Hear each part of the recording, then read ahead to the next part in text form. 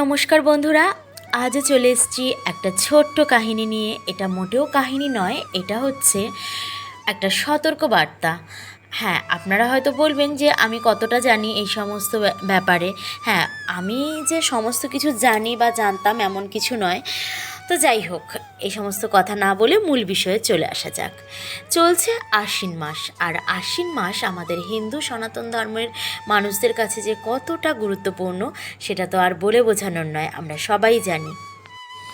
আর এই পবিত্র আশ্বিন মাসে এই চারটি জিনিস, আপনার প্রিয় বন্ধু বান্ধব হোক আর প্রিয় প্রতিবেশী হোক, কাউকেই আপনি যদি মহা বিপদেও পড়েন তাও কিন্তু তাদেরকে দেবেন না। হ্যাঁ, আপনি বিপদে পড়বেন না, যারা চাইবে তারাই বিপদে পড়ে আপনার কাছে চাইবে, কিন্তু আপনি মন খারাপ হয়ে গেলেও কাউকে এই চারটি জিনিস দান করবেন না। না হলে নিজেদের দুর্ভাগ্যের কারণ কোথাও না কোথাও গিয়ে আপনি নিজেই হয়ে থাকবেন। দেখুন, আশ্বিন মাস হচ্ছে আমাদের সবার জগৎ জননী মা দুর্গার আবির্ভাবকাল। সুতরাং এই আশ্বিন মাসে এমন কিছু জিনিস রয়েছে যেগুলো কারোর কাছ থেকে নেওয়া উচিত নয় আর কাউকে দেওয়াও উচিত নয়।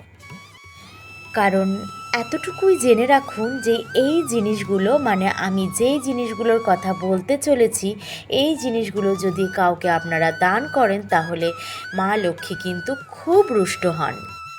যাই হোক বন্ধুরা, আজ এই ব্যাপারটি আপনাদের সামনে আলোচনা করার আগে আমি বলতে চাই, যদি কেউ আজ নতুন এসে থাকেন আমার এই চ্যানেলটিতে, তাহলে অবশ্যই চ্যানেলটি সাবস্ক্রাইব করে পাশে থেকে যাবেন যদি ভালো লাগে।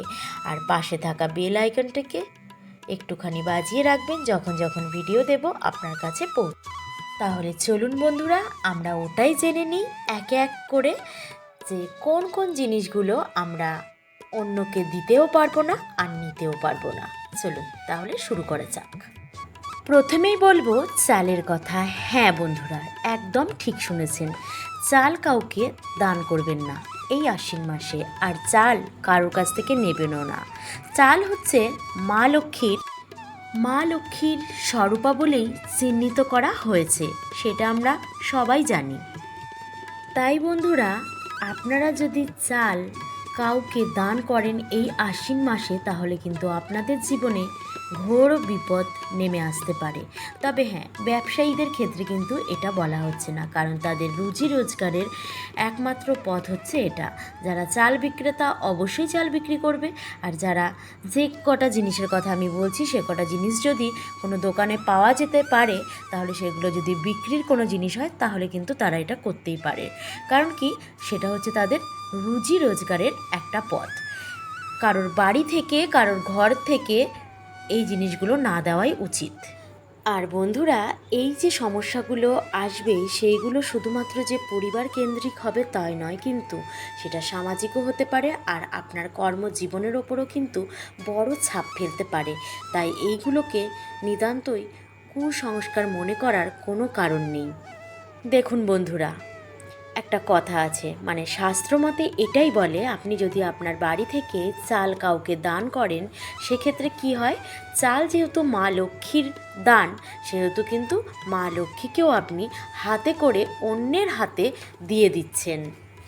আর চাল দান করলে শোনা যায় মা লক্ষ্মী কিন্তু খুব বেশি রেগে যান, তখন কিন্তু মা লক্ষ্মী চঞ্চলা হয়ে আপনার গৃহ ও ত্যাগ করতে বাধ্য হয়। দ্বিতীয় যে জিনিসটির কথা বলবো সেটি হলো, ঠাকুরের ব্যবহৃত কোনো জিনিসপত্র কাউকে দেওয়া চলবে না।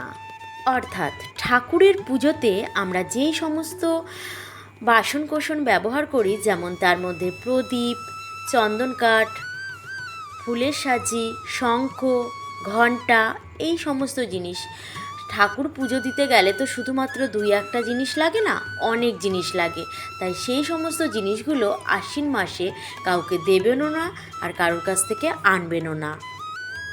কারণ এই যে জিনিসগুলো ঠাকুরের, এই জিনিসগুলোর মধ্যে কিন্তু অনেক পজিটিভ এনার্জি বিরাজ করে, তাতে করে অনেক নেগেটিভ এনার্জিকে বাড়ি থেকে কিন্তু দূর করে দেয়।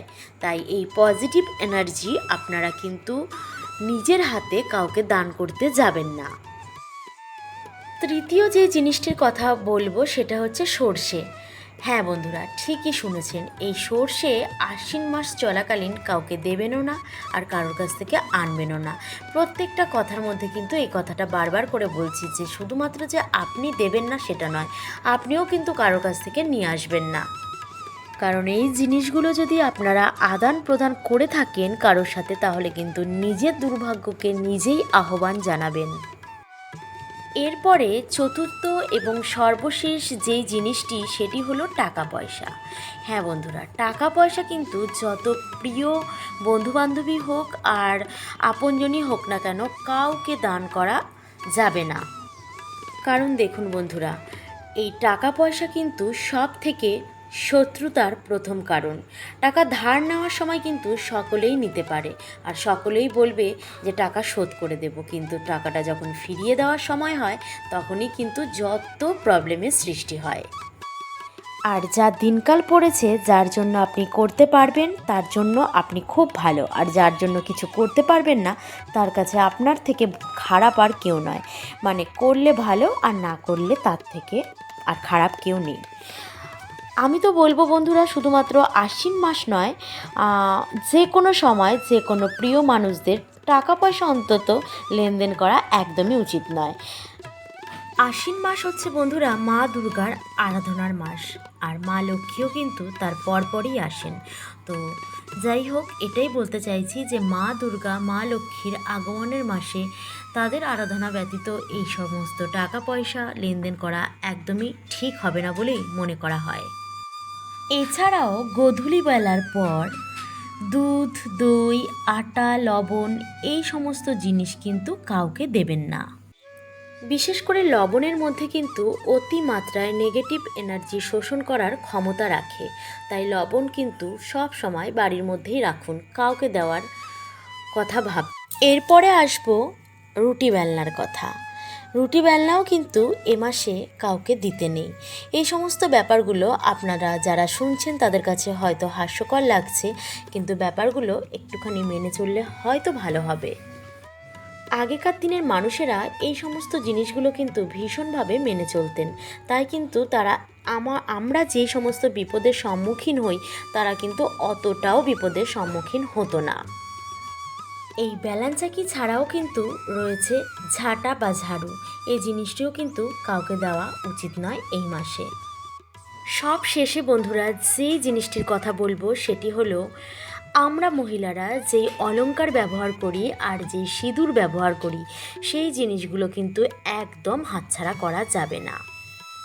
তাছাড়া আমার মনে হয় কারোর সিঁদুর কারোর পরা উচিত নয়, কারণ যে মানুষটি সিঁদুর পরে তার স্বামীর কল্যাণের জন্য, সেটা কিন্তু সেই কৌটোর মধ্যে তার স্বামীর নামেই কিন্তু সে প্রতিদিন সিঁদুর পরে। তাই জন্য সেই কৌটো থেকে অন্য কারোর সিঁদুর পরার কোনো প্রয়োজন নেই বলেই আমার মনে হয়। হয়তো আমি ভুলও হতে পারি, যদি ভুল হয়ে থাকি তাহলে অবশ্যই আপনারা কমেন্টের মাধ্যমে বোঝাবেন। আমরা যদি কোথাও বেড়াতে যাই তখন আজকাল তো শুধুমাত্র গুঁড়ো সিঁদুর পাওয়া যায় এমন নয়, আজকাল কিন্তু সিঙ্গার বা কুমকুম জাতীয় জিনিসও কিন্তু পাওয়া যায়। ওইগুলো একটা ব্যাগের মধ্যে রাখলে কোনো ক্ষতি হয় না বলেই মনে হয়। আর যে জিনিসটি দান করবেন না সেটি হচ্ছে আপনার ব্যবহৃত সোনা বা রূপোর গয়না, সেটা আপনার পায়ের তোড়া থেকে শুরু করে একদম গলার নেকলেস পর্যন্ত। মানে আমি বলতে চাইছি যে কোনো গয়না কাউকে দান করা যাবে না। দান বলতে ধার দেওয়া চলবে না।